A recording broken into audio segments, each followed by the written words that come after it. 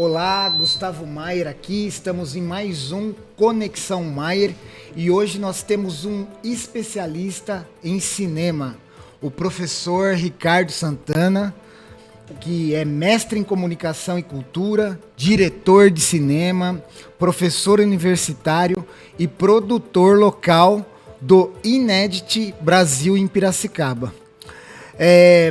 Seja muito bem-vindo, Ricardo. É uma honra a gente ter aqui em nossa cidade um profissional e um professor que entende de cinema que esteja trazendo esse evento magnífico. A gente vai falar muito sobre isso, sobre a sua trajetória. E são mais de 20 anos de experiência aí, né, no cinema, mais especificamente dentro da questão dos documentários. Eu gostaria que você se apresentasse e também que você contasse um pouco dessa trajetória, não só no mercado de cinema, mas também na área acadêmica. Tá. Primeiramente agradeço a oportunidade, né, de estar aqui no seu programa e poder aí falar um pouco da trajetória, da minha trajetória e um pouco dos projetos que a gente tem, que já realizamos e o que está em andamento, né? E agradeço imensamente a oportunidade.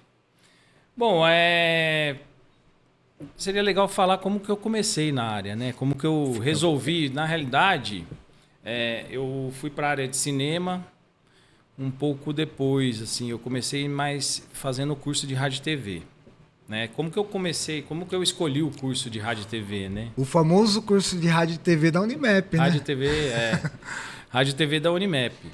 E o meu pai, apesar de ser advogado, seu Ira, hoje falecido, né? Ele, apesar de ser advogado, ele gostava muito de música. E sempre colocava a gente ali em contato com vários tipos de artistas, de músicos e tal.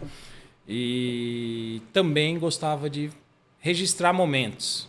Então tem vários filmes meus que foram gravados em Super 8, várias fotos nossas em slide, né, que ele depois exibia nas paredes das nossas casas, tal. Então ele que plantou a sementinha em mim dessa questão de querer fazer algo relacionado a audiovisual. E aí eu resolvi fazer rádio e TV numa época que ninguém conhecia muito ainda o curso, né? Falava, vai fazer rádio e TV, vai consertar rádio e TV, até brincavam assim, né? Falando, olha, se você tiver algum aparelho em casa, você manda para mim. Mas é brincadeira, né? O curso de rádio e TV é mais voltado para produção. Na época que eu fiz, era muito voltado para produção dentro de emissoras de TV. E também tinha a parte que ia mais para o lado do cinema também, que é a parte de ficção, né? Que hoje tem novelas também, mas tem, né, filmes de ficção ou de documentário mesmo. Então foi uma escolha que eu fiz, mas ele me incentivou muito, assim, falou, faça o que você gosta. Não faça pensando em ganhar dinheiro, não faça um curso que você não vai gostar. Faça o que você gosta, o que você curte. E fazendo isso, você corre atrás do que você deseja.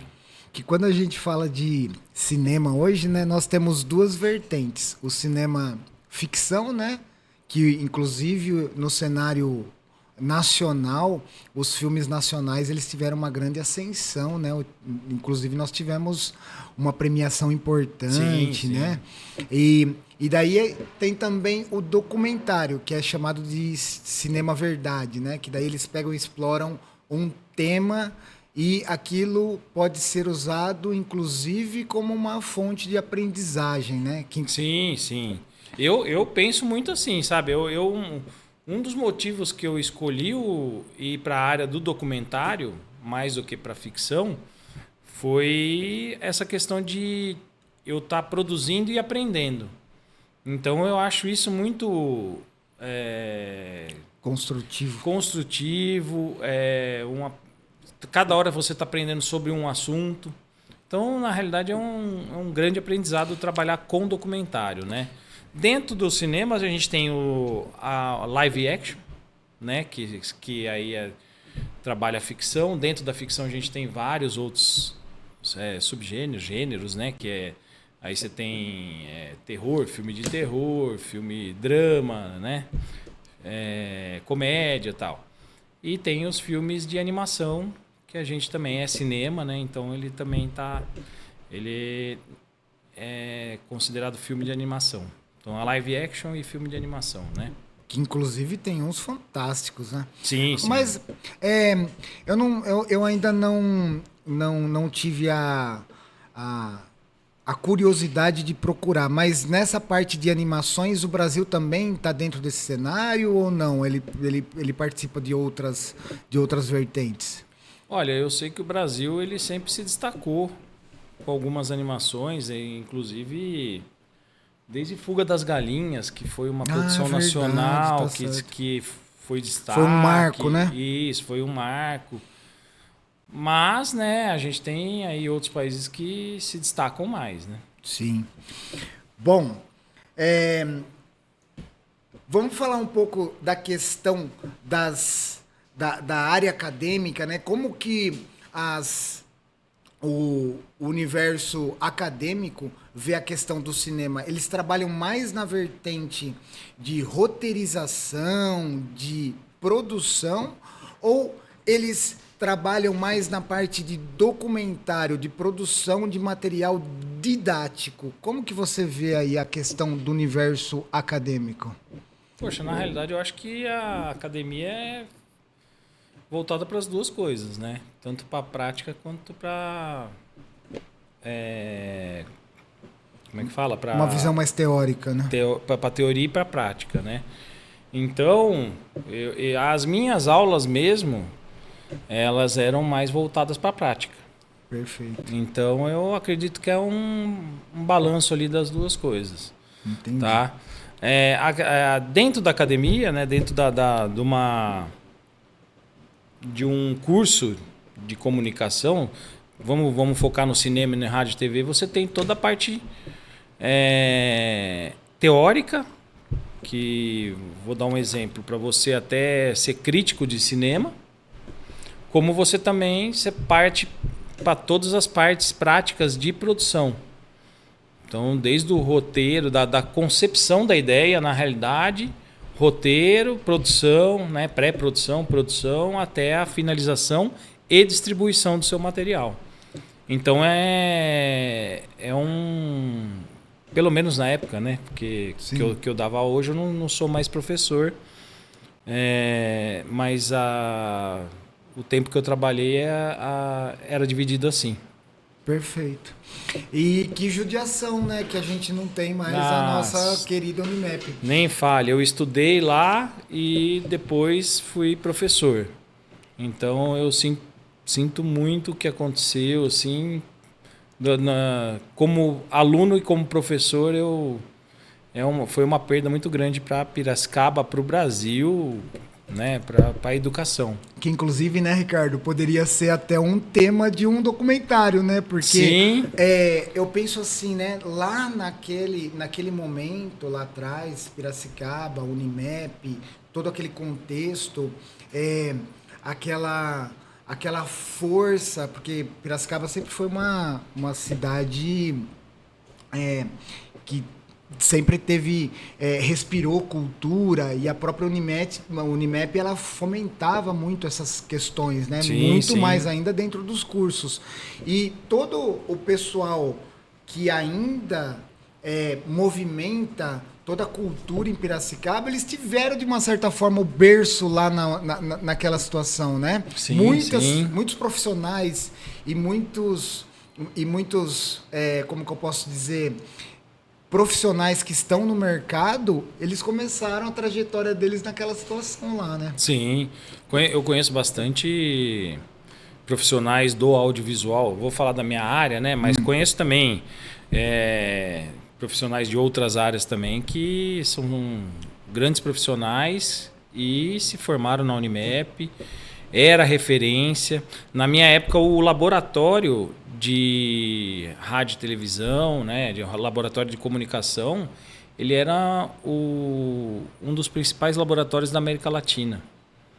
Ele tinha uma estrutura fenomenal, assim, para a produção e para a formação do aluno, né? Infelizmente, isso foi se perdendo. A Unimap, eu acho que não conseguiu uma administração legal para manter, né? Para passar por essas dificuldades aí que aconteceram Nós conversamos do fechamento com dela. várias lideranças sobre o assunto e houve alguns movimentos para tentar resgatar isso, inclusive usar o prédio para uma instituição federal, né? Eu estava torcendo para isso, viu? Só que parece que as coisas não acabaram não se resolvendo e deram outra finalidade para o prédio, né? Mas quem sabe num outro momento a gente não consegue resgatar aquilo que a gente vivenciou lá, né? Eu acho que assim, agora o prédio, né, agora já tomou outro rumo, foi vendido agora uma parte e tal. Mas eu torço para que a educação retome o que ela era, né? Eu acho que perdeu muito. Eu dei aula na Unimap, no Claretiano, em Rio Claro, na Anhanguera, em Santa Bárbara. E eu vi, assim, a educação, infelizmente, acabando aos poucos, né? Não acabou totalmente. Tem cursos que estão retomando, graças a Deus. Mas eu acho que o poder público não deu muita atenção para esse tipo de educação que é as universidades, né? Faculdades e universidades. Perfeito. Nós conversamos, antes de começar o programa, das participações, né, que você teve no desenvolvimento de alguns documentários e também de desenvolvimentos de eventos culturais que tiveram na cidade de Piracicaba. Você poderia falar um pouco sobre isso? Quais foram assim as produções mais importantes na questão da cultura local de Piracicaba que você acha que foi assim um marco interessante? Ou se o resgate com esse novo projeto, que é um projeto super importante que está trazendo de São Paulo, ele vai ser o start para que a cultura seja resgatada. Como que você entende tudo isso? Você sabe que eu tento sempre produzir algo para a cultura, né? Então eu venho produzindo desde a minha... Eu lembro que no meu primeiro documentário na faculdade, olha que interessante, veio agora, nem lembrei disso antes. O meu primeiro documentário na faculdade foi sobre a produção do vinho lá em Santana, Santo Olímpio. Agora eu não lembro qual foi. Que a gente foi gravar lá o pessoal fazendo vinho. E isso foi, acho que uma das primeiras produções de documentário. Foi a primeira produção de documentário que eu fiz. Então, desde a minha faculdade, eu venho produzindo algo para a cultura. Recentemente eu fiz um documentário para uma banda que chama Corda de Barro. Corda de Barro é super interessante porque são alunos da Exalc e eles estudaram, né, eu acho que engenharia florestal e tem um agrônomo no meio, né? Mas todos os temas da música são voltados para a questão socioambiental. Que interessante. Então, é muito interessante. Eu produzi agora faz pouco tempo. A produção foi em 2024, lançamos em 2025. Mas também fiz o documentário sobre a Estação da Paulista. Então, tem várias produções assim que são voltadas para a cultura. Mas uma que eu destaco, que eu acho que foi muito importante para mim, para minha carreira, até porque estava ligado ao meu mestrado, foi um filme que chama Água Corrente. Água Corrente, ele é um passeio pelas culturas de Piracicaba. Então, olha que interessante. Eu acabei mostrando, né? Eu não me aprofundei, eu coloquei até esse nome, um passeio pelas culturas de Piracicaba, porque eu falo de muita coisa. Tem a produção da pamonha, tem a produção da cachaça, tem a Festa do Divino, Congada, tem o Cururu. Então tinha muita coisa para falar sobre as culturas de Piracicaba. Então eu não aprofundo muito no tema, então eu coloquei esse passeio pela cultura de Piracicaba. Geral, né? E uma coisa que foi muito importante para mim foi falar do seu Elias, dos bonecos. Né? Na época ele já tinha perdido a fala, então ele escrevia tudo para mim no caderninho e a gente fez a parte dele. Então esse filme, Água Corrente, ele para mim é importante porque fala de praticamente todas as culturas de Piracicaba, né? Não de todas, né? Mas a maioria. E marcou porque estava ligado ao meu mestrado e também por ter esses ícones. Perfeito. Então tinha a Dona Tica da Congada, Moacir Siqueira, vários cururueiros que eram importantes na época e que ainda são pela história, que fazem parte da história do cururu. E então tem muita coisa legal. Que faz parte, inclusive, da cultura local, né? Sim. Que eu dei ênfase mais para a cultura de Piracicaba e Médio Tietê, que eles falam, né? Que é a região aqui, região de Piracicaba. Inclusive, eu acredito que, né, dentro desse tema que você acabou de falar, né, da água e tal, é um tema tão atual, né? E a gente vê esse problema que a gente está tendo, né? Inclusive, toda a questão ambiental e a beleza que nós temos na nossa região, que inclusive nós temos um Pantanal aqui, né? Sim. Que é conhecido como Tanquã, né? Aquilo lá precisa, de uma certa forma, não só ser registrado, mas as pessoas entenderem a responsabilidade que nós temos que ter com a questão ambiental, né? Sim. Mesmo que eu vi que no projeto que você tem novo, esse inédito que você está trazendo para cá, vocês encontraram vários pontos na cidade, né? Inclusive a Exalc, tem o Engenho Central, tem o Sesc. Na verdade, vocês conseguiram dentro desse projeto, que na verdade começa agora quinta-feira, no dia 2 e vai até domingo, correto? Isso. E vocês usaram bastante aí todos os pontos culturais da cidade de Piracicaba vocês exploraram muito bem isso daí, né? Sim.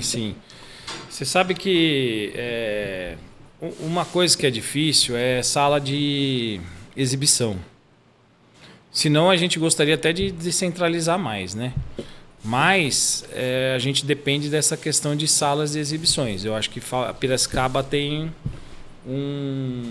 uma dificuldade aí com a questão de sala de exibição. A gente tem teatros, mas sala de exibição de cinema eu acho que é falta. Ah, tá. Né? Mas a gente conseguiu fazer isso. O Sesc sempre foi um parceiro. O Sesc eu acho que é uma instituição assim que tem uma visão aberta, sempre abraça projetos diferentes, e ele sempre foi um parceiraço nosso.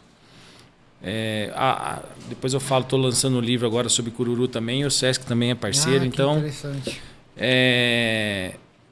Aí a questão da Exalc foi uma novidade para nós e uma surpresa boa, porque quem indicou foi até o Luan do Sesc, que falou, vai ver lá na Exalc um espaço. Aí eu fui lá, o Lucas, a Denise do Núcleo de Extensão e Cultura lá da Exalc, que me receberam muito bem.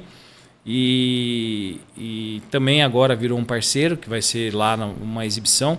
Lá tem um anfiteatro bem legal, que para cinema é bem interessante para fazer. Isso na Exalc. Na Exalc. E o Erotides de Campo, por estar aqui no Engenho, né, que é um ícone, o Engenho também.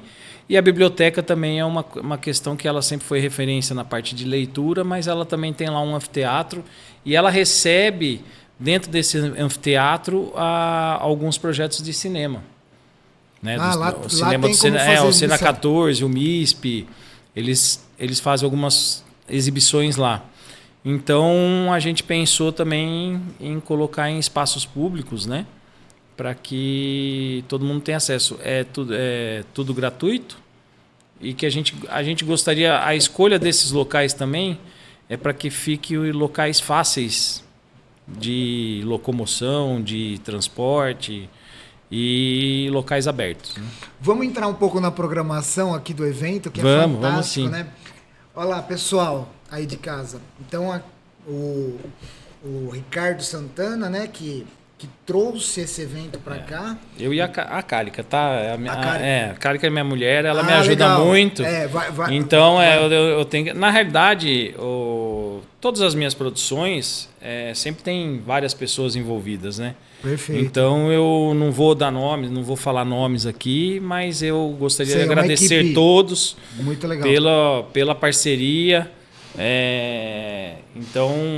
Mas a Cálica eu tenho que falar o nome, porque além de ser minha mulher, minha companheira, ela me ajuda muito na questão de produção e principalmente nas questões burocráticas dos projetos. Na verdade, o Ricardo Santana é o porta-voz de um grupo que está por trás. Tudo é feito, né? Tanto na questão do cinema, da produção audiovisual, do filme, tudo é feito numa grande equipe, né? Perfeito. E então eu gosto de enfatizar que eu tenho que agradecer todo mundo que está ao meu lado em todos esses projetos. Né? Então, Conexão Maier está agradecendo toda a equipe e o nosso porta-voz aqui, o Ricardo Santana, que a gente vai agora entrar na questão da programação do evento para entender melhor como que funciona.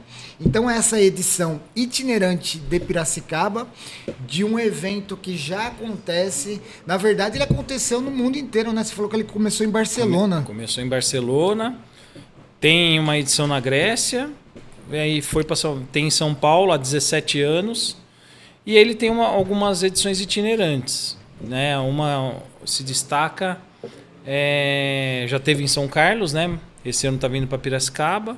O ano passado a gente fez aqui um Inédit Day, que foi o lançamento dele aqui em Piracicaba. Ah, vocês já fizeram um ensaio. Nós fizemos um dia. Legal. Aí teve exibição do filme do Luiz Melodia e do Mangue Beat, que é sobre o movimento Mangue, né? Luiz Melodia, eu sou fã do Luiz Melodia. É bem legal o documentário. E depois, o Mangue Beat, ele é, né, um ícone do Mangue Beat foi o Chico Science, com a Nação Zumbi. Sim.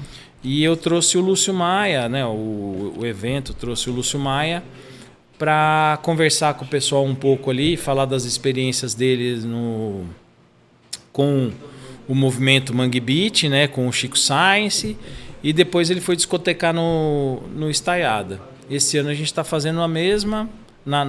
No dia de abertura, a gente está fazendo o mesmo formato. Quando você fala o Estaiada, seria o bar, restaurante. Ah, o restaurante. Tá. Um abraço para o pessoal lá também. Então, vamos começar.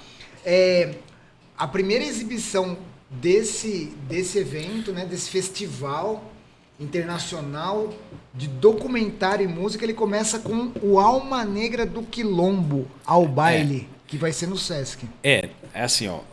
Nós vamos ter na quinta-feira à tarde, a gente tem uma exibição de O Ano em que o Frevo Não Foi Pra Rua. Ah, esse é o... Isso, é à tarde, durante a tarde. Então essa vai ser a primeira exibição. Essa é a primeira exibição, tá. Isso, O Ano que o Frevo Não Foi Pra Rua, porque fala de quando teve a pandemia. E aí não teve carnaval, né? E lá em Recife, Olinda, o frevo Ah, entendi. O né? tema é esse. O tema é esse. Esse é o primeiro filme. Que eles aguardam praticamente o ano todo, que faz parte da cultura local. E esse ano não aconteceu por conta do Covid. O ano inteiro se preparando e chegou o Covid, né? Não teve Aí tem 2 curtas, que é o Vamos Embolar. E tem um curta que é bem interessante, cara, que ele fala sobre as cantigas de Lampião. Nossa, que isso tudo na Biblioteca à tarde, na quinta-feira, tá? Depois eu chego na abertura. Tem um curta que fala das cantigas de Lampião, que tem aquela Acorda Maria Bonita, sabe? Sim. Então, era um integrante do grupo de Lampião que tocava e que tem algumas músicas conhecidas que foram feitas por ele. Então, tem essa... Que inclusive o pessoal que faz resgate cultural da história, né, e da cultura brasileira, ele fala que, na verdade, o nosso verdadeiro super-herói é o Lampião, né? Não são esses heróis que a cultura americana traz para os nossos filhos, para as nossas crianças, né? Sim. Esses são os nossos heróis reais, né? Sim. E aí, então, assim, ó, na biblioteca, então, a gente tem esse filme mais 2 curtas. Nós estamos levando escolas para exibição, né, dos 2 curtas, o que eu acho muito interessante, fazer o pessoal da escola, vamos levar o pessoal do João Guidotti para assistir. Que então, legal. eu acho interessante porque para mostrar até parte da nossa cultura, do Lampião, das cantigas de Lampião para esse público, né? Então a estrutura educacional também de Piracicaba, as escolas estão envolvidas no projeto. Quer dizer, não é um projeto só cultural, ele é um projeto... ele é social. Sim. Também, né? E a gente vai levar quinta e sexta lá na Exalc também. Muito legal. Aí a gente vai fazer a sessão de abertura no Sesc, que aí entra o Alma Negra do Quilombo ao Baile, que é um filmaço. E aí entra a presença do Bide. O Bide, ele trabalhou em álbuns como Afro Ciberdelia, do Chico Science. Ele trabalha com produções, fazendo encontro entre Gilberto Gil e outros cantores. Ele faz produção com... Ele tem um projeto que chama Djavan, que é músicas do Djavan em reggae. E nisso ele convida vários artistas, Seu Jorge e outros artistas de renome aí, para fazer essas versões em reggae, né? Da músicas do Djavan. E ele participou como diretor musical desse filme, Alma Negra do Quilombo ao Baile. Então ele também vai lá tocar uma palavrinha, mas depois ele vai discotecar lá também no Estaiada, Beira Rio, logo após a exibição. Muito interessante. E esse aqui também é um documentário? Tudo documentário. Todos? É um festival internacional do documentário musical. Ah, documentário musical, entendi. Então todos são documentários, né? O que é interessante é que todos são ligados à música, então, né, além de ser interessante para você saber a história, né, ou do artista, ou da banda, ou algo interessante, algo sobre a música, você também tem a parte musical, né, que é super rica, né? Aí, como eu falei, a gente está trazendo a maioria dos filmes nacionais, né? Em São Paulo tem vários internacionais, com nacionais e tal, mas para Piracicaba nós estamos trazendo a maioria nacional. E eu tô vendo aqui, eu tô percebendo que as produções são bem recentes, né? É tudo 2024, né? Essa versão mais 2024, né? E são assim, por exemplo, qual que é o período de documentário, por exemplo, desse Alma Negra, em média? Aqui tá 107 segundos, é isso? 107 minutos. Aí daria... vamos supor assim, tudo tá em minutos aqui, né? Tá, agora que eu... Aí então, é o total de minutos que tem o filme. Muito interessante. E eu vi aqui que tem uma produção, tem um acervo bem grande. Bem legal. Ao todo, ó, no dia, São 14 sessões. São 14 sessões, né? 14 sessões. Aí, eu vou dar um panorama geral aqui. A gente tem, na sexta, isso na quinta-feira, né? A gente fecha quinta-feira com a discotecagem do Bide. Na sexta, a gente tem a Leci Brandão, para quem gosta de samba, né? Tem o filme da Leci, mas também tem um artista que chama Matuto S.A. Ele tá despontando agora, vários nomes da música brasileira estão elogiando, e ele vem com o Regional Beat. Ele vai estar presente, vai ser na Exalc, e ele vai estar presente na sessão. Então ele vai após a sessão vai também trocar uma ideia lá com o pessoal da escola e com o público que estiver presente. As sessões que a gente vai levar à escola também são sessões abertas, então pode ir qualquer pessoa, tá aberto então, ao público. Nessas sessões que vão às escolas, ela vai ficar aberta para o público em geral. Então, Isso. o pessoal aí de casa que está assistindo o Conexão Maier, quiser participar, é só chegar uma hora antes, né, para fazer a retirada dos ingressos, né? Gente... tem essa dinâmica, né? Isso, a gente pede para chegar uma horinha antes para a gente distribuir os ingressos, né? Que são todos gratuitos. O evento todo é gratuito. Os shows, os debates e os filmes, principalmente, né? Os debates e os shows são gratuitos. Pessoal, eu vou deixar depois o link, quando a gente deixar disponível o link do programa, eu vou colocar lá também toda a programação para vocês terem acesso.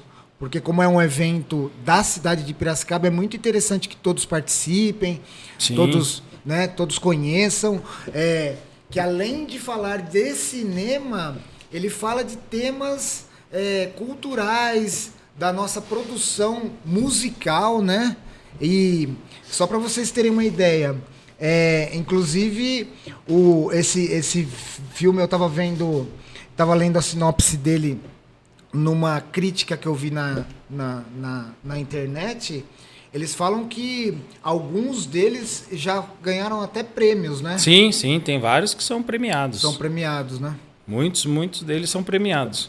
Então, assim, a gente tem o Regional Beat, é legal, vai ser interessante porque o Matuto ele vem conversar com o público e depois nós vamos oferecer um show gratuito no Largo dos Pescadores. Então também vai ter essa questão de você conhecer a história dele através do filme e depois escutar, ver o show dele gratuitamente no Largo dos Pescadores. Tá? A escolha do Largo dos Pescadores é justamente por ser um local cultural de Piracicaba, né? Perfeito. Um ícone aí na questão de prédios culturais de Piracicaba e espaço cultural também, né? Então é isso. E esse show acontece em qual dia? Na sexta-feira. Na sexta-feira. No sábado, a gente tem filmes muito bons na Exalc e também tem no Erotides de Campos. Eu vou destacar aí o Cazuza e o Jackson do Pandeiro. Então, o Cazuza, a gente às 17 horas. Esse já é no sábado, né? É super interessante porque pelo olhar de quem esteve com o Cazuza que também fez a composição das músicas com o Cazuza, viveu o momento do Cazuza e a partir do momento que ele está passando por dificuldade ali em questão à doença. Né? Na época que lançaram o filme, eu fui ver a pré-estreia lá no Rio de Janeiro, num evento que teve no Morro da Urca. Eu lembro que foi também um marco, né, na história. Não é visto como um documentário, aquele filme que fizeram primeiramente do Cazuza, porque é como se fosse... Isso, meio que a história dele, né? A história em si, dele, né? isso. Esse é um documentário. Um documentário mesmo. Um documentário mais voltado aí para parte da criação dele e tal, e dessa dificuldade que ele teve com a doença, né? Jackson do Pandeiro também, que é um ícone da nossa cultura, que é bem conhecido, com Jackson músicas do Pandeiro, bastante... foi ele que lançou no Brasil o ritmo que é conhecido como samba rock? Ou não tem na... Não. Eu acredito que não. Não, eu acredito que não. O Jackson do Pandeiro ele tem bastante músicas conhecidas, até a gente talvez conheça mais música deles por outros intérpretes, né? Tá. E aí tem vários outros temas, né? E tem um filme que é para um público específico que gosta de hardcore, que é o Hardcore 90, que nós vamos fazer exibição lá na Exalc no sábado. E no sábado ou na sexta? Peraí que são tantos títulos.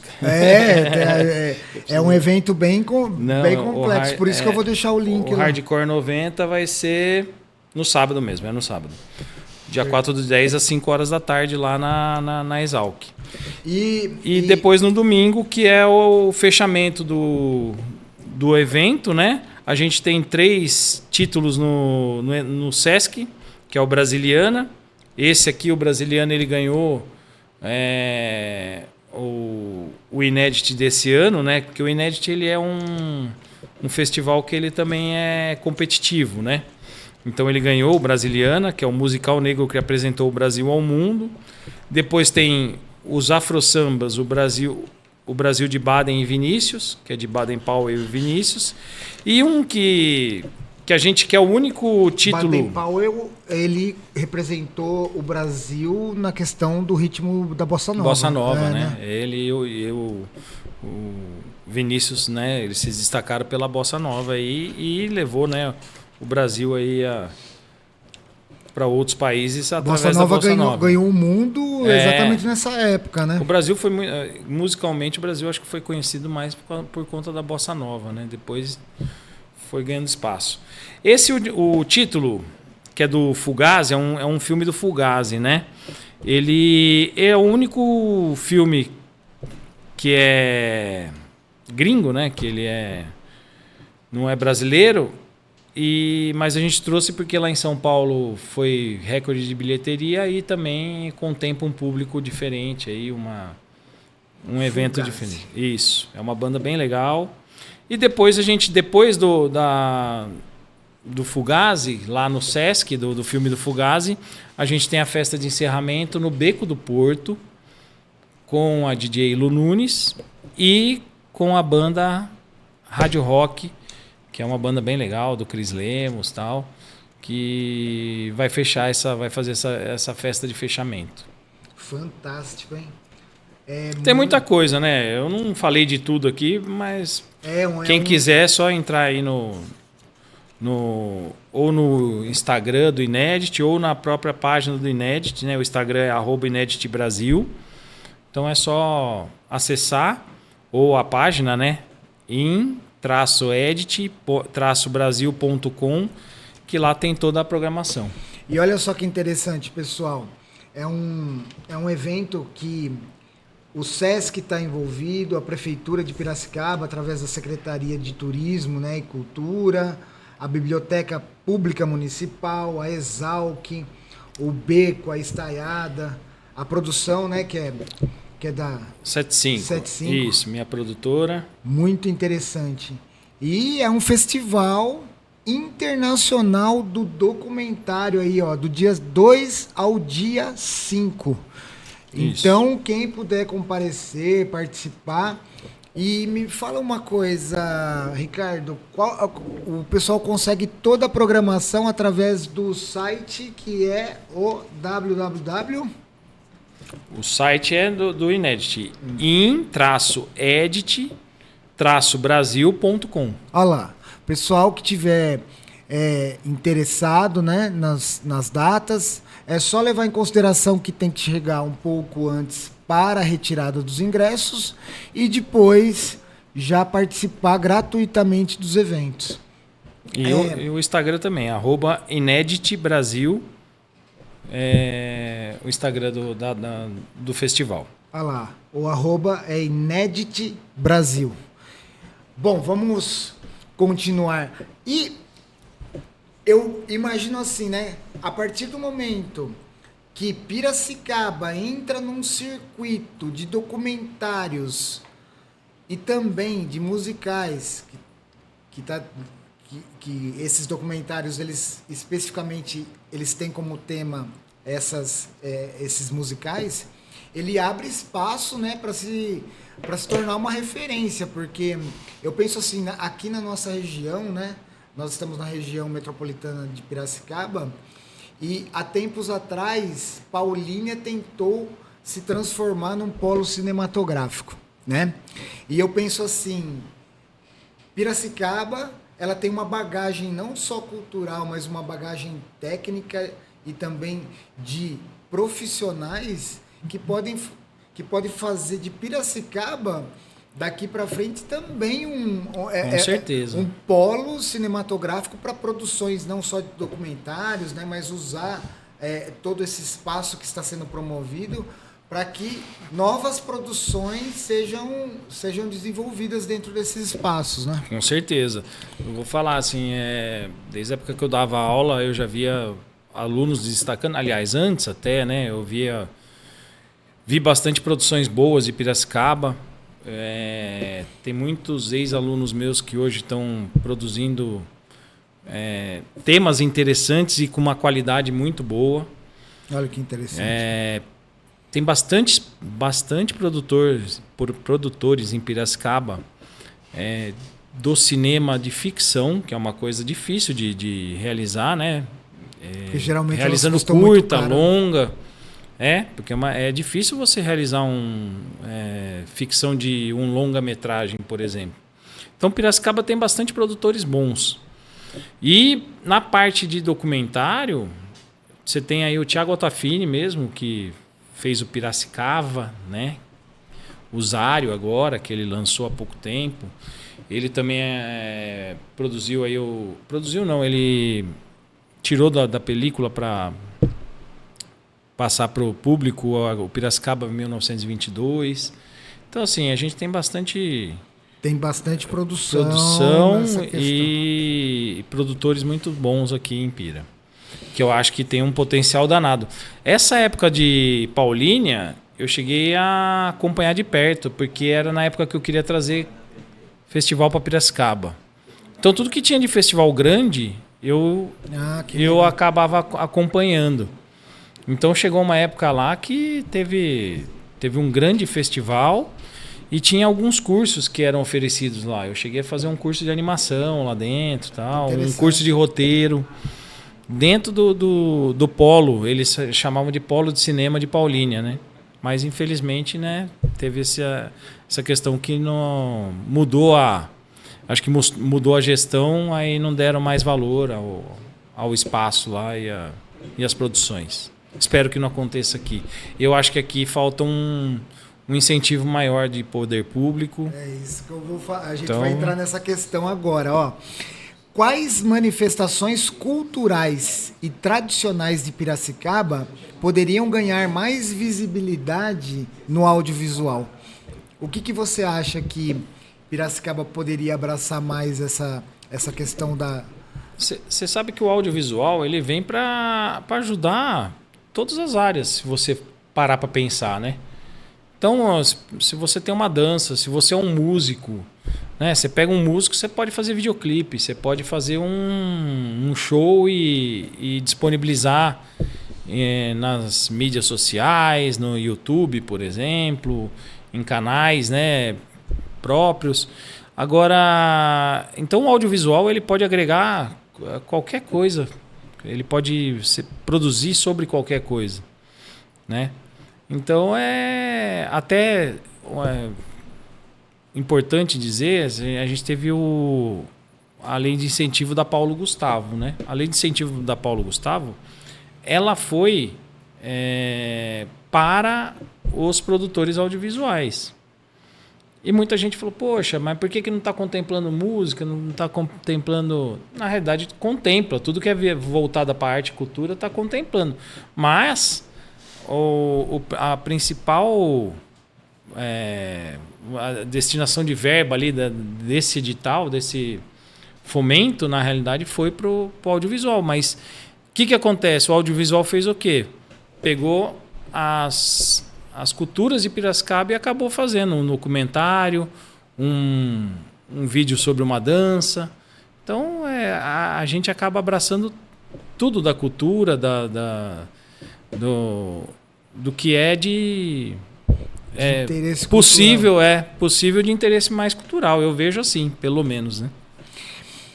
E você acredita que Piracicaba, e com esses profissionais que você citou, que inclusive existem várias produções, poderia se consolidar como um polo regional de cinema documentário? Eu acredito. Eu acredito como um polo regional de cinema. De cinema, em geral. Em geral.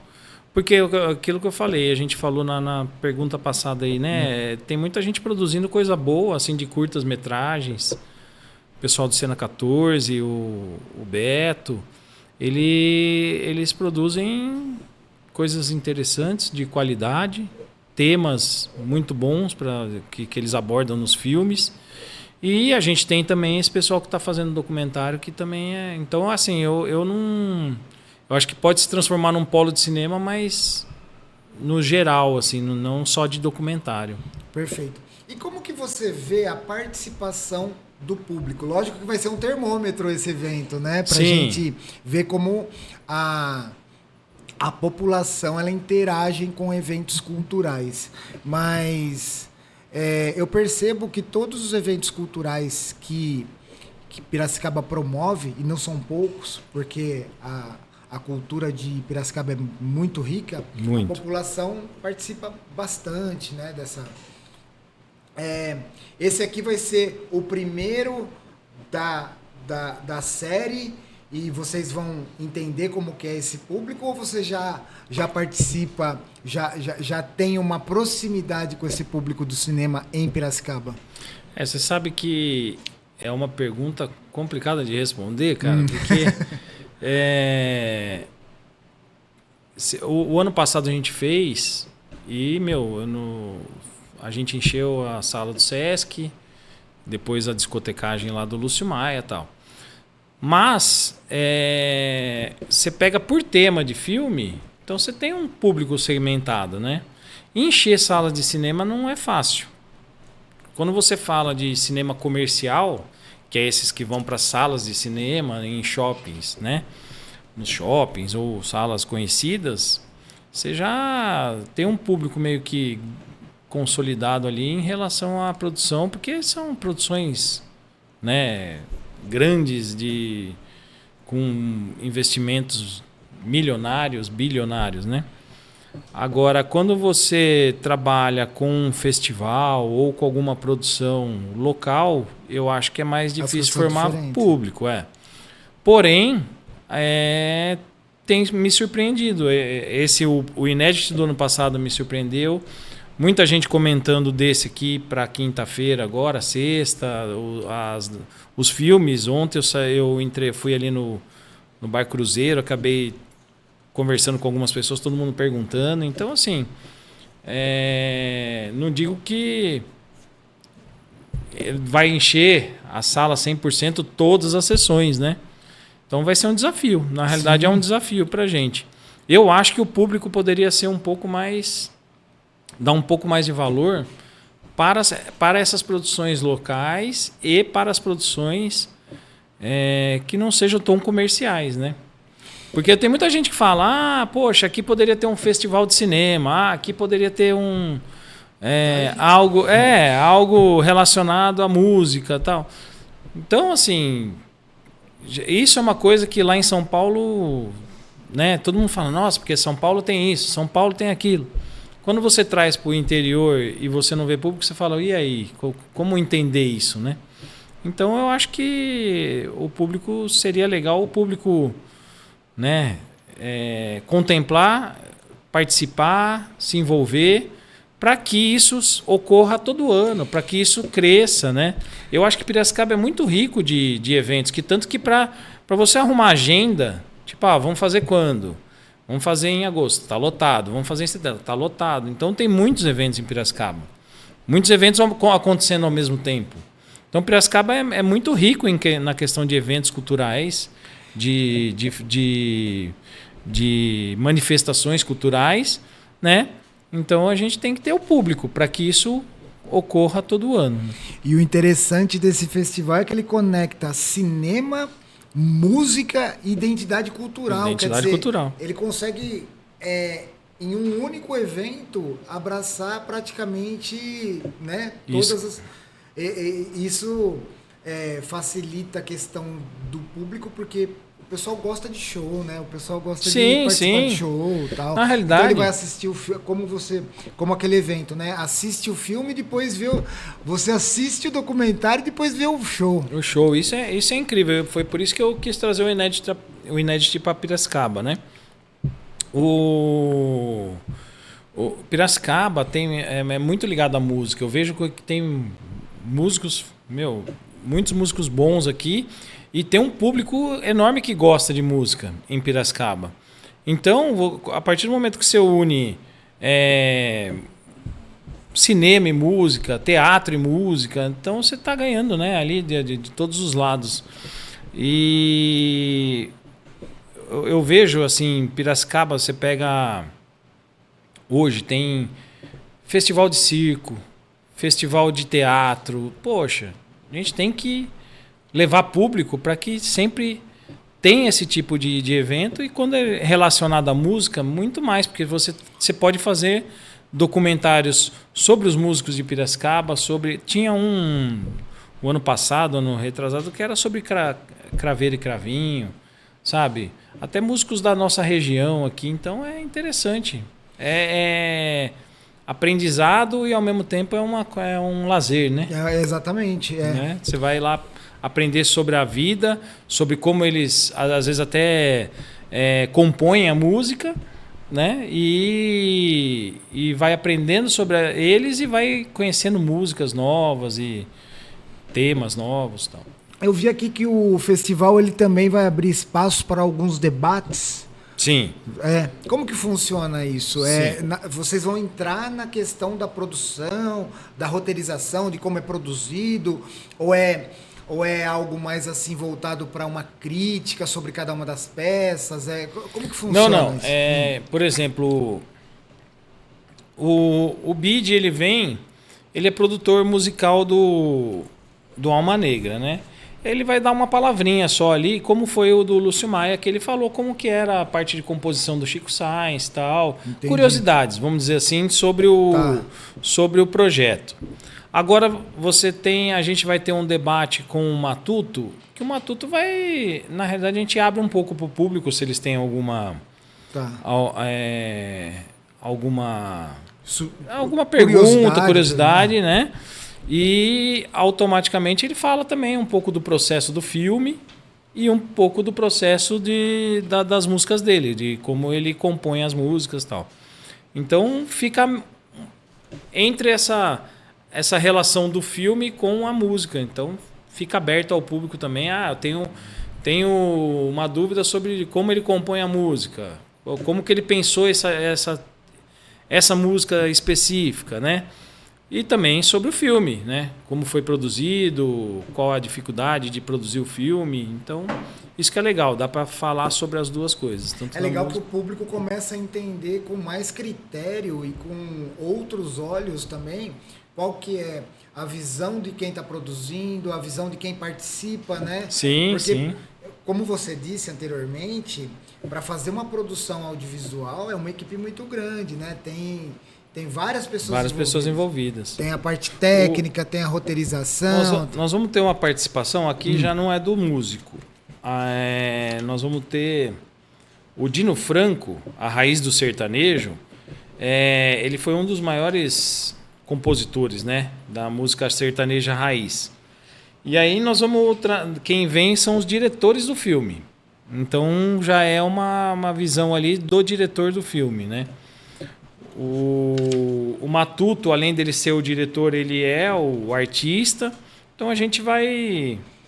o Matuto, além dele ser o artista, ele é o diretor? Ele é o diretor do filme. Que bacana. Então isso que vai ser legal, que ele fala tanto da parte dos desafios de fazer o filme, mas também da parte dos desafios de ser cantor, né? E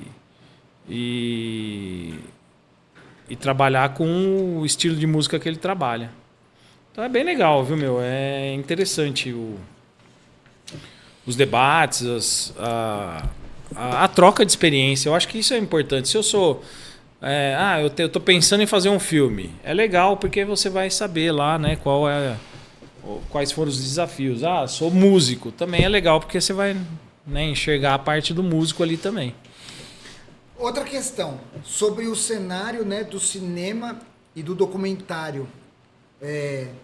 Uma visão do documentário, da produção, né, de documentários aí no cenário nacional. Hoje, como que você, Ricardo Santana, vê a relevância dos documentários no cenário do cinema nacional? Porque eu vejo assim, né, que ele teve uma visibilidade bem crescente nos últimos anos, Sim, né? principalmente por causa da política, né? Exatamente. Produções independentes, né, que falam sobre o assunto. Como que você vê esse cenário? Na realidade, assim, ó, o documentário, eu acho aquilo que eu falei, né? A gente vai fazendo, vai aprendendo, ou vai assistindo, vai aprendendo. Agora, com essa questão política e também pandemia e tal, teve bastante coisa voltada para isso, né? Teve polarização, né? Polarização. Então, assim, é super importante, eu acho, até para, né, para você... Tem muita gente que tem uma opinião, mas não se aprofunda no assunto. Acaba falando besteira, sabe? Então, eu acho a importância do documentário isso, é de você saber a verdadeira história, né? Tô falando do documentário verdadeiro, né? Então, você saber a história do jeito que ela é realmente, e isso para mim é o mais importante. Inclusive, né, esse termo documentário, quem usou ele pela primeira vez foi um cineasta chamado John Grierson, né, que ele era filho de professores, ele era britânico, se eu não me engano, e ele falou, pô, se a gente tem recursos audiovisuais aqui, a gente pegar um tema e colocar a visão de quem é a favor, a visão de quem é contra, as óticas que estão envolvidas em relação àquele tema, a gente consegue desenvolver um material muito mais rico do que apenas você falar e registrar alguma coisa, um material audiovisual, né? Então, sim, o documentário ele tem esse caráter que ele se aprofunda no tema, ele vê visões diferentes, ele vê o que determinada figura pensa sobre o assunto. Então fica um negócio muito rico, né? Você sabe que a gente tem um negócio no documentário, assim, a parte de linguagem, que é falar em primeira pessoa, a pessoa que participa do assunto, ou que é o principal personagem, ou falar em terceira pessoa, né? Então isso é interessante também, porque tem gente que participa e fala, olha, e você vê que é totalmente a visão da pessoa que é o assunto principal.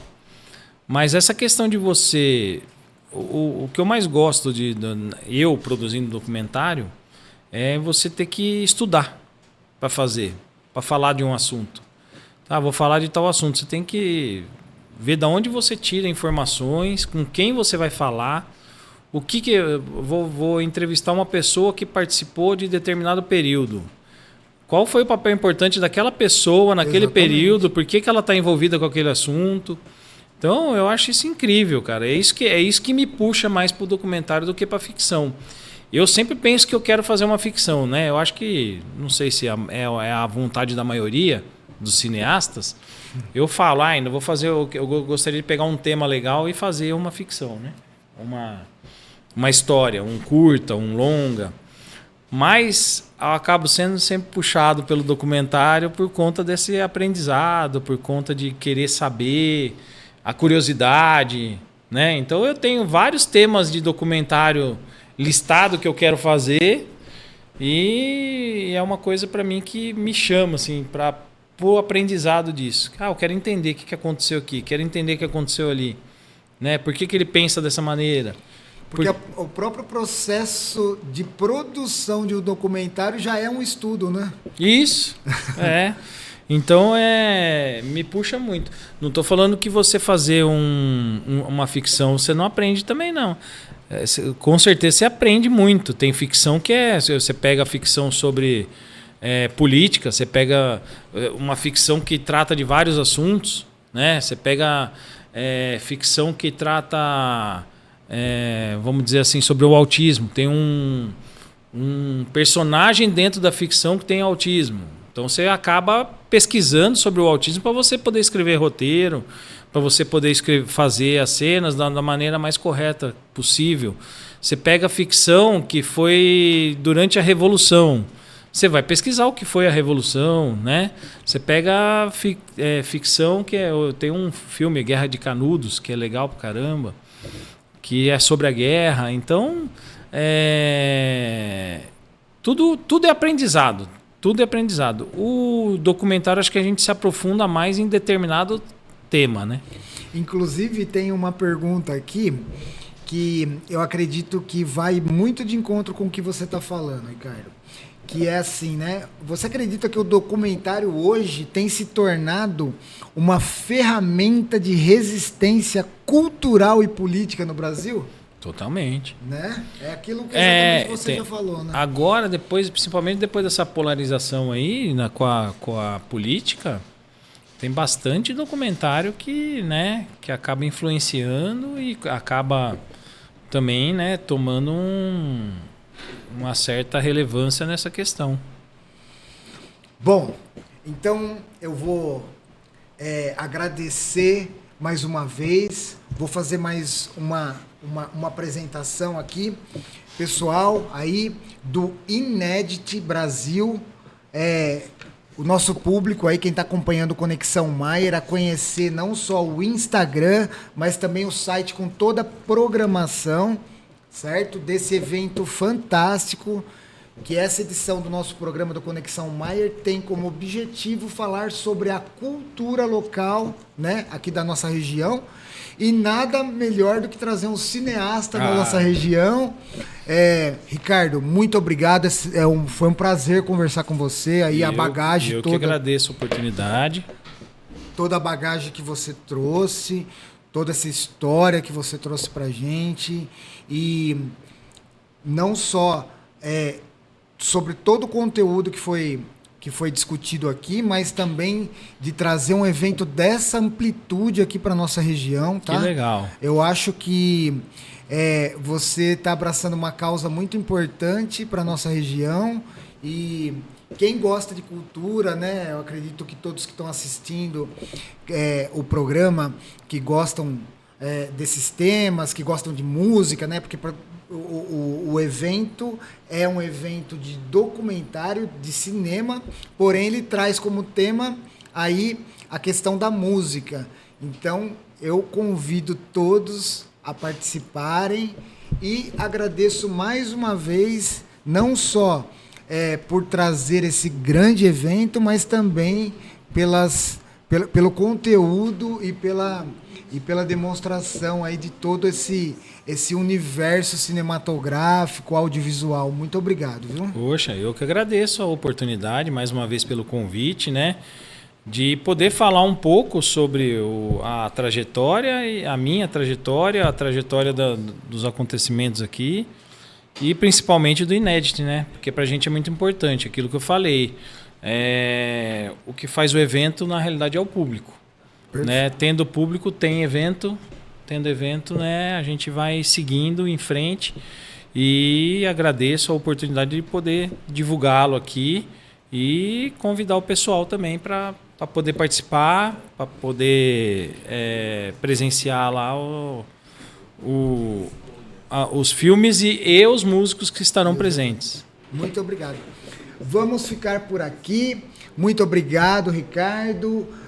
Você esteve conosco no Conexão Maier e vamos participar. Entre no site, vou deixar o link para acompanhar toda a programação aí do evento e vamos participar. Até uma próxima terça-feira. Eu sou o Gustavo Maier e você esteve presente no Conexão. Até mais.